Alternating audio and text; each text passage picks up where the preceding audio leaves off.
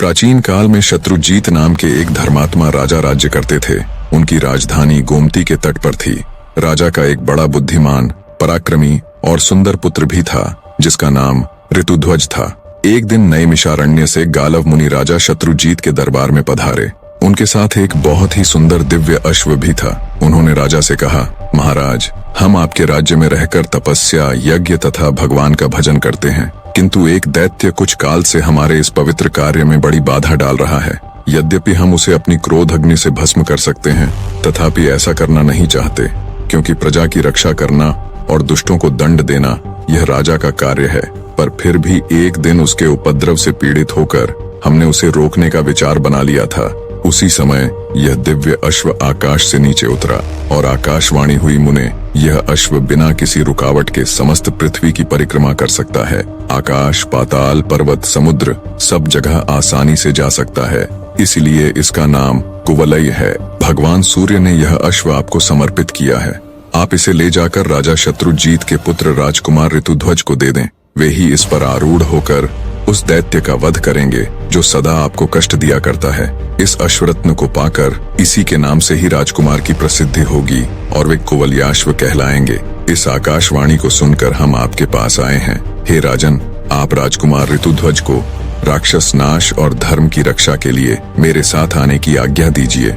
गालव मुनि के यों कहने पर राजा शत्रुजीत ने बड़ी प्रसन्नता के साथ एक सैन्य टुकड़ी देकर राजकुमार ऋतुध्वज को मुनियों की रक्षा के लिए भेज दिया। महर्षि के आश्रम पहुंचकर वे सब ओर से उसकी रक्षा करने लगे। एक दिन वह मदोन्मत्त दानव शूकर का रूप धारण करके वहां आया। राजकुमार ऋतुध्वज उसको देखते ही शीघ्र घोड़े पर सवार हो उसके पीछे दौड़ पड़े और अर्धचंद्राकार बाण से उस पर प्रहार किया। बाण से आहत होकर वह शूकराकार दैत्य प्राण बचाने के लिए भागा और वृक्षों तथा पर्वत से घिरी हुई घनी झाड़ी में घुस गया, पर राजकुमार के अश्व ने उसका पीछा न छोड़ा।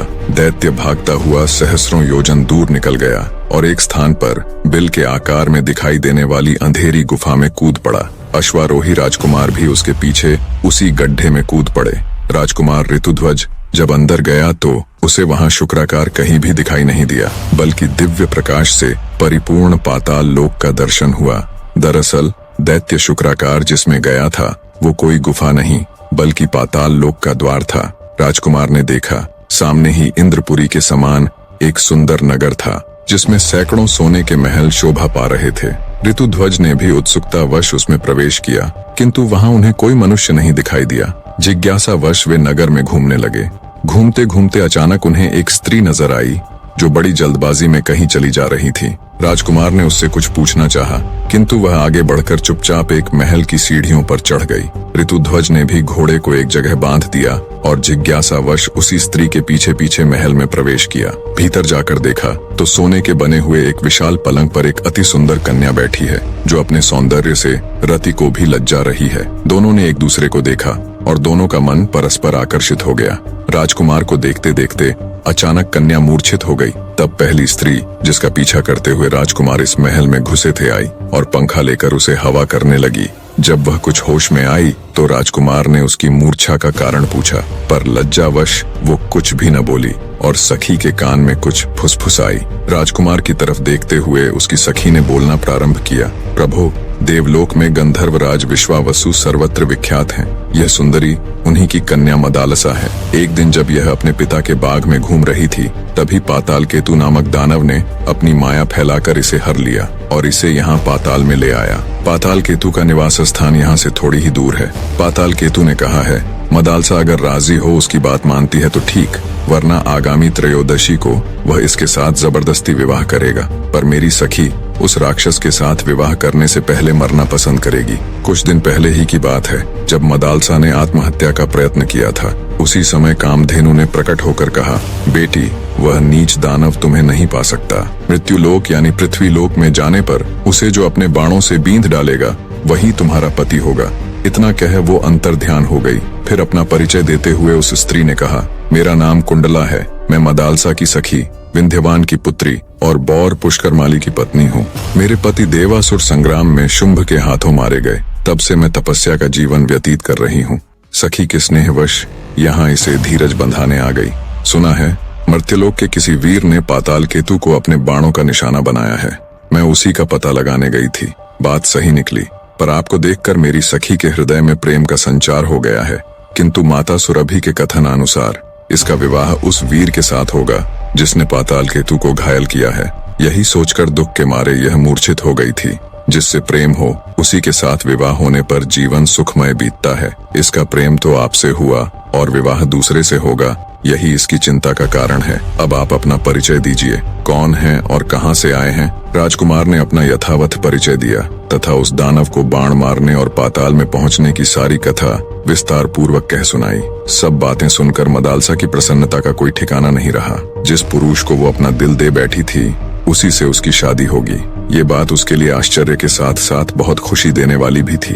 उसने लज्जित होकर सखी की ओर देखा किंतु कुछ बोल न सकी। कुंडला ने उसका मनोभाव जानकर कहा, वीरवर, आपकी बात सत्य है। मेरी सखी का हृदय किसी अयोग्य पुरुष की ओर आसक्त हो जाए, ऐसा हो ही नहीं सकता। कमनीय कांति चंद्रमा में और प्रचंड प्रभा सूर्य में ही मिलती है। आपके ही लिए गोमाता सुरभि ने संकेत किया था। आपने ही दानव पाताल केतु को घायल किया है। मेरी सखी आपको पति रूप में प्राप्त करके अपने को धन्य मानेगी। कुंडला की बात सुनकर राजकुमार ने कहा, मैं पिता की आज्ञा लिए बिना विवाह कैसे कर सकता हूँ। कुंडला बोली, नहीं नहीं, ऐसा न कहिए, यह देवकन्या है। आपके पिताजी इस विवाह से प्रसन्न होंगे। अब उनसे पूछने और आज्ञा लेने का समय नहीं रह गया है। आप विधाता की प्रेरणा से ही यहाँ आ पहुँचे हैं, अतः यह संबंध स्वीकार कीजिए। राजकुमार ने तथास्तु कहकर उसकी बात मान ली। कुंडला ने अपने कुलगुरु तुम्बुरु का स्मरण किया। वे समिधा और कुशा लिए तत्काल वहां आ पहुंचे। उन्होंने अग्नि प्रज्वलित करके विधि पूर्वक ऋतुध्वज और मदालसा का विवाह संस्कार संपन्न किया। कुंडला ने अपनी सखी राजकुमार के हाथों सौंप दी और दोनों को अपने अपने कर्तव्य पालन का उपदेश दिया। फिर दोनों से विदा लेकर वह दिव्य गति से अपने अभीष्ट स्थान पर चली गई। ऋतुध्वज ने मदालसा को घोड़े पर बिठाया और स्वयं भी उस पर सवार हो पाताल लोक से जाने लगे। इतने में पाताल केतु को यह समाचार मिल गया और वह दानवों की विशाल सेना लिए राजकुमार के सामने आ डटा। राजकुमार भी बड़े पराक्रमी थे। उन्होंने हंसते हंसते बाणों का जाल सा फैला दिया और त्वाष्ट्र नामक दिव्य अस्त्र का प्रयोग करके पाताल केतु सहित समस्त दानवों को भस्म कर डाला। इसके बाद वे अपने पिता के नगर में जा पहुंचे। घोड़े से उतरकर उन्होंने माता पिता को प्रणाम किया। मदालसा ने भी सास ससुर के चरणों में मस्तक झुकाया। ऋतुध्वज के मुख से सब समाचार सुनकर माता पिता बहुत प्रसन्न हुए। उन्होंने पुत्र और पुत्रवधू को हृदय से लगाकर उनका मस्तक सूंघा। मदालसा पतिगृह में बड़े सुख से रहने लगी। सब कुछ बहुत अच्छे से चल रहा था।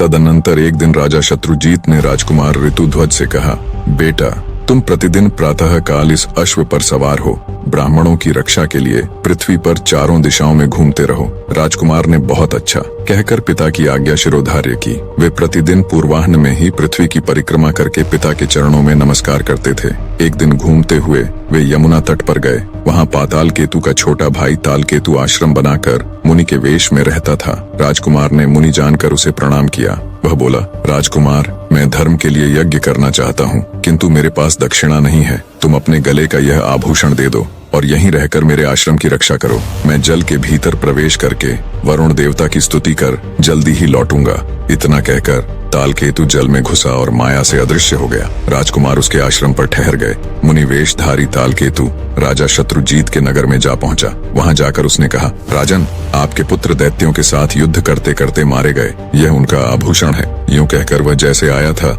उसी प्रकार लौट गया। राजकुमार की मृत्यु का दुखपूर्ण समाचार सुनकर नगर में हाहाकार मच गया। राजा रानी तथा रानीवास की स्त्रियां शोक से व्याकुल होकर विलाप करने लगीं।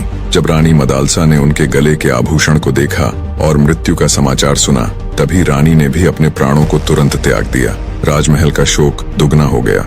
राजा शत्रुजीत ने किसी प्रकार धैर्य धारण किया और रानी तथा नगर के अन्य लोगों को भी समझा बुझाकर शांत कराकर रानी मदालसा का दाह संस्कार किया। उधर ताल केतु यमुना जल से निकलकर राजकुमार के पास गया और कृतज्ञता प्रकट करते हुए उसने उनको घर जाने की आज्ञा दे दी। राजकुमार ने तुरंत अपने नगर में पहुंचकर पिता माता को प्रणाम किया।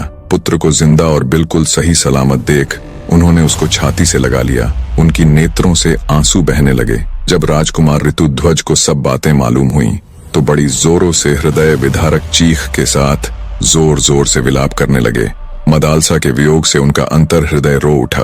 राजकुमार ऋतुध्वज की दुनिया सूनी हो गई। उन्होंने मदालसा के लिए जलांजलि दी और यह प्रतिज्ञा की, मैं मृग के समान विशाल नेत्रों वाली गंधर्व राजकुमारी मदालसा के अतिरिक्त दूसरी किसी स्त्री के साथ भोग नहीं करूंगा। यह मैंने सर्वथा सत्य कहा है। प्रतिज्ञा कर राजकुमार ऋतुध्वज ने स्त्री संबंधी भोग से मन हटा लिया और समवयस्क मित्रों के साथ मन बहलाने लगे। इसी समय नागराज अश्वतर के 2 पुत्र मनुष्य रूप में पृथ्वी पर घूमने के लिए निकले। घूमते घूमते उनकी राजकुमार ऋतुध्वज के साथ मुलाकात हुई। ऋतुध्वज के सरल और मैत्रीपूर्ण स्वभाव के कारण जल्दी ही उनकी आपस में प्रागढ़ मित्रता हो गई। उनका आपस का प्रेम इतना बढ़ गया कि नागकुमार एक क्षण भी उन्हें छोड़ना नहीं चाहते थे। वे दिन भर पाताल से गायब रहते थे। एक दिन नागराज के पूछने पर उन्होंने ऋतुध्वज का सारा वृत्तांत पिता के सामने कह सुनाया और बोले, पिताजी, हमारे मित्र ऋतुध्वज मदालसा के सिवा दूसरी किसी स्त्री को स्वीकार न करने की प्रतिज्ञा कर चुके हैं। मदालसा पुनः जीवित हो सके ऐसा कोई उपाय करें। नागराज बोले, उद्योग से सब कुछ संभव है, प्राणी को कभी निराश नहीं होना चाहिए। यूं कहकर नागराज अश्वतर हिमालय पर्वत के प्लक्षावतरण तीर्थ में, जो सरस्वती का उद्गम स्थान है, जाकर अपने पुत्रों के मित्र राजकुमार ऋतुध्वज के हितार्थ दुष्कर तपस्या करने लगे। सरस्वती देवी ने प्रसन्न होकर उन्हें प्रत्यक्ष दर्शन दिया और वर मांगने को कहा। अश्वतर बोले, देवी, मैं और मेरा भाई कंबल दोनों संगीत शास्त्र के पूर्ण मर्मज्ञ हो जाए। सरस्वती देवी तथास्तु कहकर अंतर्ध्यान हो गईं। अब दोनों भाई कंबल और अश्वतर कैलाश पर्वत पर गए और भगवान शंकर को प्रसन्न करने के लिए तालस्वर के साथ उनके गुणों का गान करने लगे। अति सुरीली वाणी में अपनी वंदना सुन महादेव जी प्रकट हुए और प्रसन्न होकर कहा, वर मांगो। तब कंबल और अश्वतर ने महादेव जी को प्रणाम कर कहा, भगवान, कुवलयाश्व की पत्नी मदालसा जो अब मर चुकी है, पहले की ही अवस्था में मेरी कन्या के रूप में प्रकट हो। उसे पूर्व जन्म की बातों का स्मरण बना रहे, पहले ही जैसी उसकी कांति हो तथा वह योगिनी एवं योग विद्या की जननी होकर मेरे घर में प्रकट हो। महादेव जी ने कहा, नागराज, तुम श्राद्ध का दिन आने पर यही कामना लेकर पितरों का तर्पण करना और श्राद्ध में दिए हुए मध्यम पिंड को शुद्ध भाव से खा लेना। इससे वह तत्काल ही तुम्हारे मध्यम फण से प्रकट हो जाएगी। नागराज ने वैसा ही किया। सुंदरी मदालसा उनके मध्यम फण से प्रकट हो गई। नागराज ने उसे महल के भीतर स्त्रियों के संरक्षण में रख दिया। यह रहस्य उन्होंने किसी पर प्रकट नहीं किया। तदनंतर नागराज अश्वतर ने अपने पुत्रों से कहा, तुम राजकुमार ऋतुध्वज को यहाँ बुला लाओ। नागकुमार उन्हें लेकर गोमती के जल में उतरे और वहीं से खींचकर उन्हें पाताल में पहुंचा दिया। वहां वे अपने असली रूप में प्रकट हुए। ऋतुध्वज नागलोक की शोभा देखकर चकित हो उठे। उन्होंने नागराज को प्रणाम किया। नागराज ने आशीर्वाद देकर ऋतुध्वज का भलीभांति स्वागत सत्कार किया। भोजन के पश्चात सब लोग एक साथ बैठकर प्रेमालाप करने लगे। तब नागराज ने मदालसा के पुनर्जीवित होने की सारी कथा उन्हें कह सुनाई। मदालसा के पुनर्जीवित होने की खबर सुनकर ऋतुध्वज की खुशी की कोई सीमा नहीं रही। उन्होंने नागराज से हर्षो उत्साहित होकर शीघ्र मदालसा से मिलाने का नम्र निवेदन किया। राजकुमार का हर्षोल्लाह देख नागराज ने बिना किसी देरी के उनको मदालसा से मिलवा दिया। राजकुमार ऋतुध्वज और रानी मदालसा एक दूसरे को देख भाव विभोर हो उठे और एक दूसरे को बहते नेत्रों के साथ गले लगा लिया। ऋतुध्वज के स्मरण करते ही उनका प्यारा अश्व वहां आ पहुंचा। नागराज को प्रणाम कर राजकुमार रानी मदालसा के साथ अश्व पर आरूढ़ हुए और अपने नगर के लिए रवाना हो गए। वहां पहुंचकर उन्होंने मदालसा के जीवित होने की कथा सुनाई। मदालसा ने भी सास ससुर के चरणों में प्रणाम किया। नगर में बड़ा भारी उत्सव मनाया गया। मार्कंडेय पुराण के अनुसार रानी मदालसा के 4 पुत्र हुए। महासती मदालसा ने अपने पुत्रों का उद्धार करके स्वयं भी पति के साथ परमात्मा चिंतन में मन लगाया और थोड़े ही समय में मोक्ष स्वरूप परम पद प्राप्त कर लिया। मदालसा अब इस लोक में नहीं है, किंतु उसका नाम सदा के लिए अमर हो गया।